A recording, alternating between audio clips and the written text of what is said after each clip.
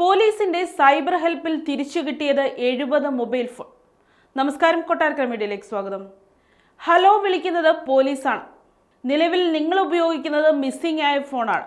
അത് പമ്പ സ്റ്റേഷനിലേക്ക് അയച്ചു തരിക. സ്റ്റേഷനിലെ സൈബർ ഹെൽപ്പ് ഡെസ്കിൽ നിന്ന് പല സംസ്ഥാനത്തേക്കും പല ഭാഷയിൽ ഇത്തരം കോളുകൾ പോകുന്നു. പോലീസിന്റെ കൃത്യമായ ഇടപെടലിലൂടെ ശബരിമല സീസൺ മുതൽ ഇതുവരെ ഉടമസ്ഥർക്ക് തിരികെ കിട്ടിയത് നഷ്ടമായ 70 മൊബൈൽ ഫോണുകൾ. ശബരിമല തീർത്ഥാടകരുടെ നഷ്ടപ്പെട്ട മൊബൈൽ ഫോണുകൾ കണ്ടെത്താൻ ജില്ലാ പോലീസ് ആദ്യമായി രൂപവൽക്കരിച്ചതാണ് സൈബർ ഹെൽപ്പ് ഡെസ്ക്. ഫോൺ നഷ്ടമായെന്ന പരാതിയുമായി പമ്പ സ്റ്റേഷനിലെത്തുന്ന ഭക്തരിൽ നിന്ന് വിവരങ്ങൾ ശേഖരിച്ച് സെൻട്രൽ എക്വിപ്മെന്റ് ഐഡന്റിറ്റി രജിസ്റ്റർ പോർട്ടലിൽ രജിസ്റ്റർ ചെയ്യും. മൊബൈൽ ഫോൺ നഷ്ടപ്പെടുന്ന സന്ദർഭങ്ങളിൽ അവ കണ്ടെത്തുന്നതിന് രജിസ്റ്റർ ചെയ്യാവുന്ന പോർട്ടലാണ് CEIR. നഷ്ടമായ ഫോൺ പിന്നെ ഏത് സമയം പ്രവർത്തിച്ചാലും അലർട്ട് ലഭിക്കും.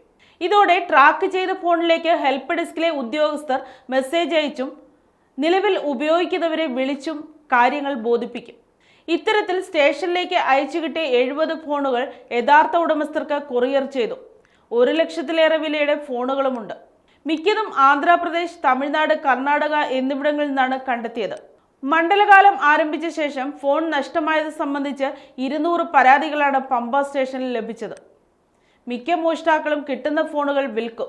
ഇത് മറ്റൊരാൾ വാങ്ങി പുതിയ സിം ഇടുമ്പോഴേക്കും അലർട്ട് ലഭിക്കും. ഇങ്ങനെയും ഫോണുകൾ കണ്ടെത്തി. കമ്പം, തേനി എന്നിവിടങ്ങളിൽ പോലീസ് ഉദ്യോഗസ്ഥർ നേരിട്ട് പോയി ഫോണുകൾ തിരിച്ചു വാങ്ങി. പത്തനംതിട്ട ജില്ലാ പോലീസ് മേധാവി VG വിനോദ് കുമാറാണ് ഹെൽപ്പ് ഡെസ്ക് രൂപവൽക്കരിച്ചത്.